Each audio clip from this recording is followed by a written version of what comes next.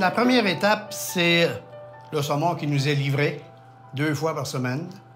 Donc, le saumon arrive par cette porte et ensuite, il est introduit dans la chambre froide. On le garde ici avant de l'amener du côté cuisine, qu'on appelle, pour qu'il soit transformé. Parce que là, à l'heure actuelle, là, on prend la température du saumon pour savoir s'il y a la bonne température, c'est-à-dire entre 0 et 4, pour être certain qu'il est de bonne qualité. Il va passer une nuit ici, puis le lendemain, on l'amène de l'autre côté. Ensemble, moi et Alain, on a rapidement compris qu'on était très compatibles, disons, complémentaires, au fait.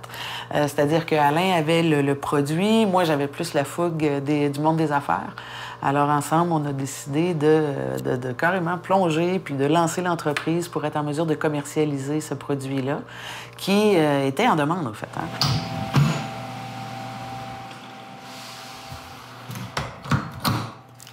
Alors, Alain, ici, on est où? Là, on est dans la salle où on prépare le saumon pour l'amener au fumoir. C'est-à-dire qu'on va prendre les saumons qui sont de ce côté-là. On met des grilles par-dessus notre évier ici et on le met sur les grilles.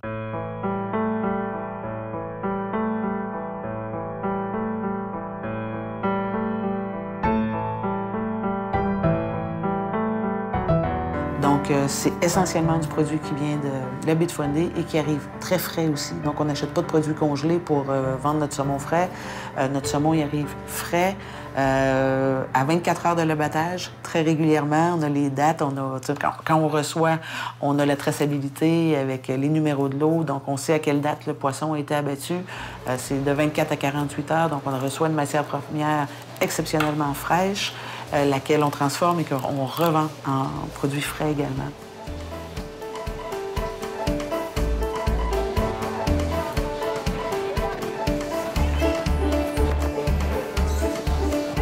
En premier, on va le mettre dans une marinade, c'est-à-dire une saumure liquide. Au lieu de mettre du sel dessus, de tous les ingrédients, ça dépend des gens, qu'est-ce qu'ils mettent, là. Mais moi, c'est liquide. Le saumon est pris, puis il est mis dans cette marinade pour 12 heures à 15 heures.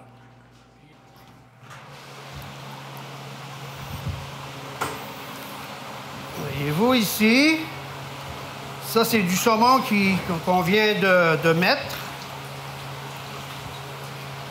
Alors, il faut le brasser toute la journée pour pas que les saumons collent ensemble. Pour que la marinade rentre bien, pénètre bien dans tous les filets. C'est un secteur d'activité qui demande à être mis en valeur beaucoup. On connaît la première transformation, on connaît l'industrie de la pêche, qui est beaucoup plus populaire ici en Gaspésie puis au Québec, mais en Gaspésie, dans le monde maritime, je dirais.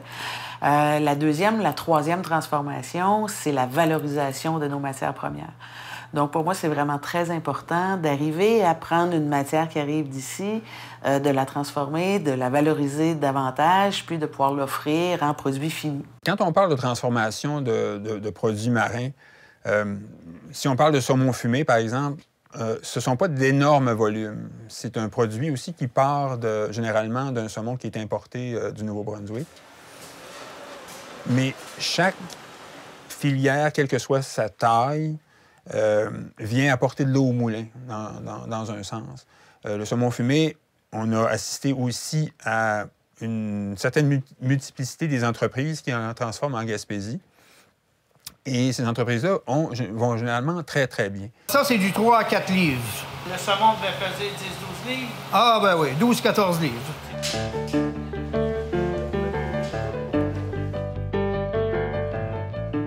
Ça va durer à peu près une demi-heure. On le met sur les grilles, on le laisse égoutter un peu. Ensuite, il est mis sur les grilles et il repart vers le fumoir.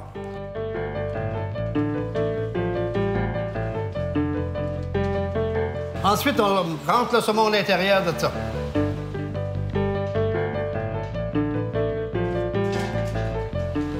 beau fumoir. Ouais, c'est des belles machines, ça, ouais. Ce sont des gros investissements. Un fumoir comme Ouais, ça. pas mal, oui. Mais vous dire le prix à l'heure actuelle, je le sais pas, parce que ça fait quand même une dizaine d'années que je l'ai, là. Mais c'est assez dispendieux. Même beaucoup dispendieux.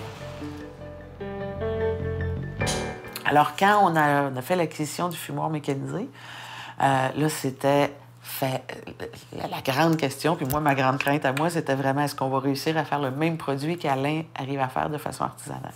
Donc, c'était hyper important. Je me souviens avoir dit à Alain, écoute, si ça goûte pas pareil, on le vend pas. Puis quand même, une machine, c'était un gros investissement. Puis pour rassurer tout le monde, on y est arrivé. Donc, on a quand même réussi à reproduire le même produit. Il y a de plus en plus de produits comme ça qui sont issus de la Gaspésie, qui reçoivent un peu ce saut de qualité-là. Et c'est ce qui fait aussi, c'est ce qui alimente la réputation générale des produits qui sortent de nos petites usines, parce qu'on parle bien de petites unités de production et de transformation dans ces cas-là. On est 7 à l'heure actuelle. L'été, on engage 2, 3 de plus. Ce que Patrick fait à l'heure actuelle, il prend le saumon qui vient de sortir du fumoir, il va enlever la peau avec une machine spéciale pour ça, pour enlever la peau.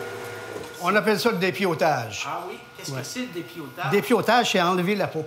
Parce que votre produit, il n'y a pas de peau. Non, non. À part si on fait des blocs, des pavés, là, on laisse la peau dessus. Mais sinon, pour le trancher, pour le passer au trancheur, il ne faut pas qu'il y ait de peau dessus.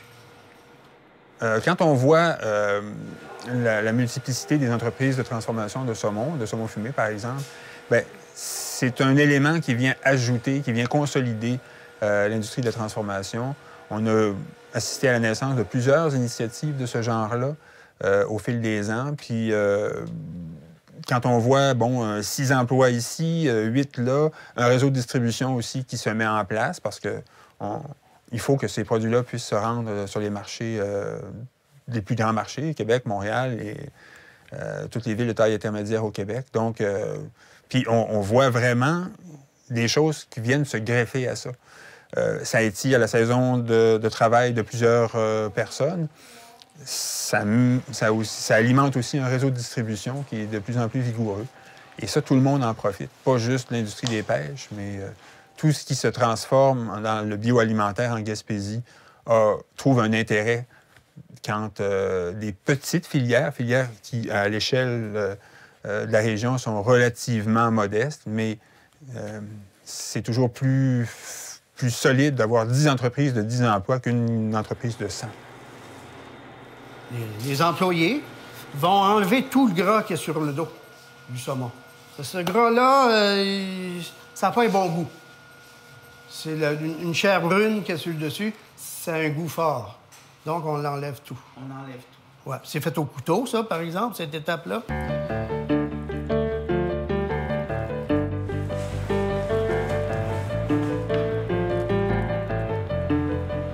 Des règles sanitaires, on les suit, même on les surpasse à plusieurs égards. Nous, quand on a démarré, bien, on est toujours sur la juridiction provinciale, c'est-à-dire qu'on a un permis du MAPAC. En cours de route, on a créé notre plan de gestion de qualité, c'est-à-dire qu'on l'a normalisé, on le fait approuver par l'Agence canadienne d'inspection des aliments. Donc, on prend nos matières premières, on les envoie au laboratoire, on fait faire nos tests. Ça, c'est très important pour nous, puis d'assurer une qualité de produit, là, autant au niveau de la réception de la matière première que de l'envoi du produit fini.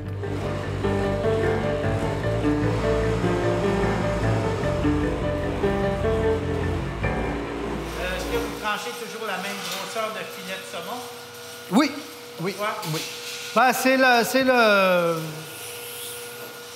c'est le poids idéal pour faire de la belle tranche. Sinon, si on prenait du petit saumon, du petit filet, ben, ça serait des petites tranches. Puis les gens aiment mieux avoir des beaux morceaux.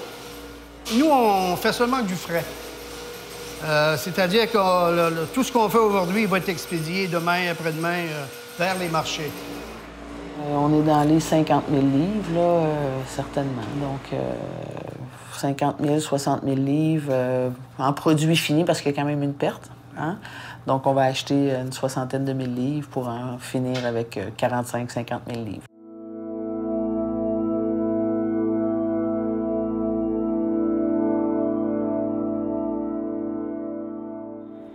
On voit une multiplicité de ce type de produits.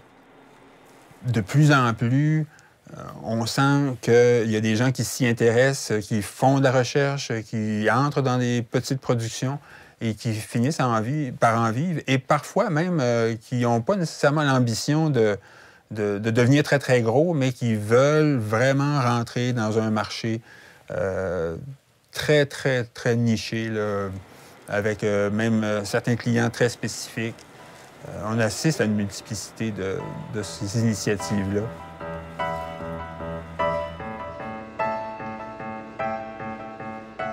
On a commencé, nous, en 2006. Il y avait beaucoup moins d'entreprises dans le secteur, là, ça va de soi. Il y en avait beaucoup moins qui produisaient. On le voit grandir, on voit des nouvelles bannières, on voit des nouveaux produits. Beaucoup aussi de nos clients ont, depuis le début de nos relations, commencé à fumer aussi leurs propres produits.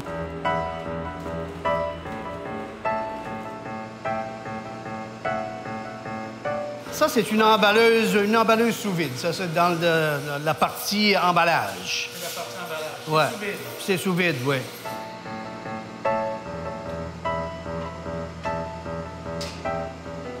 Quels sont vos marchés? Ben, je vous dirais que c'est surtout Montréal, Québec, un peu partout au Québec, mais les grosses places, c'est Montréal, Québec. Nous, là, on a été privilégiés, je dirais. Je le dis avec pleine conscience, c'est-à-dire qu'on est très bien situé géographiquement. Le fait d'être situé à Percé nous a quand même donné une superbe de belle visibilité. Une belle façon de se faire connaître, c'est-à-dire qu'il y a beaucoup de touristes qui viennent à Percé. Donc, pour nous, ça a été vraiment un avantage nettement concurrentiel, je dirais, d'être situé ici. Présentement, les produits qui viennent de la Gaspésie ont une très bonne réputation. C'est un gage de qualité, c'est un gage d'attention aussi, on pourrait dire. De plus en plus, dans l'industrie bioalimentaire, on sent que quand il y a le mot Gaspésie, c'est un gage de qualité, c'est un gage d'attention, c'est un gage on pourrait se dire, d'assiduité aussi par rapport au marché.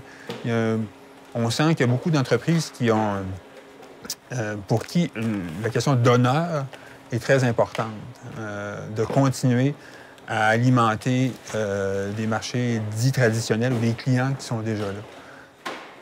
Je pourrais pas vous dire les quantités, mais les gens du Québec et du Canada sont des très bons consommateurs de saumon fumé qui connaissent ça.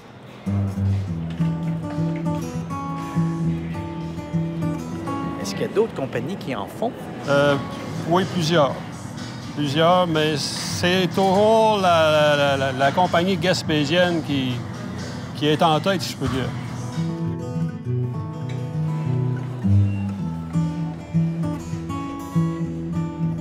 Le fait que ce soit des compagnies québécoises qui produisent, est-ce que ça vous aide dans la vente de produits marins? C'est sûr, parce que quand le client vient, la première chose qu'il va te demander, de quelle région ça vient. C'est toujours la question clé. Oui, oui. S'il voit que ça vient du Chili ou d'un autre pays qui est un peu loin, il va grimacer un peu. Oui, oui. Il cherche toujours pour le produit régional. Bon, on a plus de 100 points de vente, près de peut-être 140, 150 points de vente au Québec. Encore une fois, oui, il y en a toujours des nouveaux. Puis ce qui est bien, c'est que c'est souvent les clients qui le demandent. Quand je disais on ne fait pas beaucoup de démarchage puis qu'on est privilégié, c'est-à-dire qu'il y a des touristes, des gens de passage à Percé qui viennent ici, qui viennent visiter l'entreprise, qui viennent acheter du produit, qui le découvrent ici, repartent dans leur coin de pays. Là, on leur demande régulièrement aussi vous êtes de quel coin, vous habitez quel secteur. S'ils n'ont pas de point de vente dans le secteur, bien, on les invite à en parler à leur poissonnier en disant bien, nous, on fait la livraison, on peut le livrer directement près de chez vous. Donc, c'est comme ça que notre clientèle s'est développée.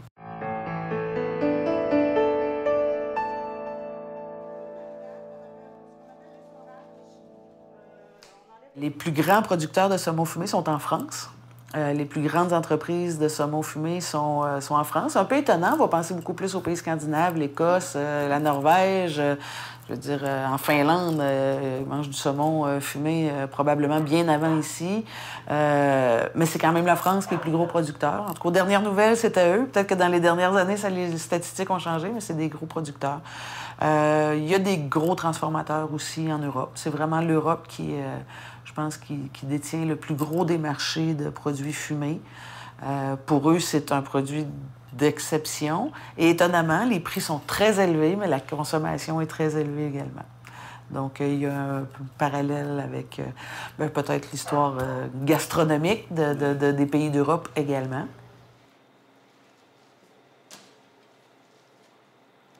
Moi, je suis chanceux, j'ai une bonne petite équipe puis, qui travaille bien. Mais si je devais en perdre un aujourd'hui ou deux, je sais pas, moi, n'importe quoi, là, je sais pas si je pourrais en trouver deux. C'est difficile. Très difficile.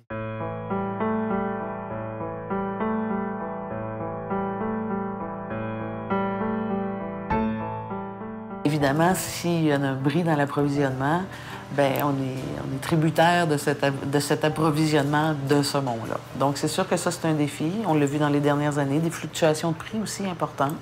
Il y a eu une bactérie sur le saumon au Chili il y a quelques années.